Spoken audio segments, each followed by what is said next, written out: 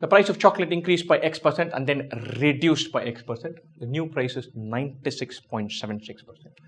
So whatever the price is, plus 1 plus X by 100 into 1 minus X by 100 is equal to 0.9676 X, not X, P. Or 1 plus X by 100, I don't like that. 1 plus Y into 1 minus Y.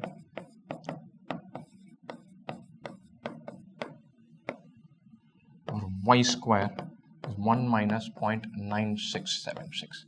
I really like this number 9676. You subtract that from 1, you get Y square 0.0324, or Y is 0.18, or X is 18.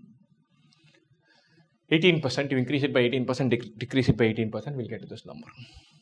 And 0.0324 is 18 square is 324, I know that. But this number is a nice, convenient number. 0.0324 is 0.18 whole square, which means Y is 0.18, X is 18. Every time I have an X by 100, I make it a Y. My brain thinks better in fractions than in decimals or percentages like that. 18 by 100 is annoying. 0.18 is okay. Y is better. Fine, so I'll call it Y and then deal with that from there.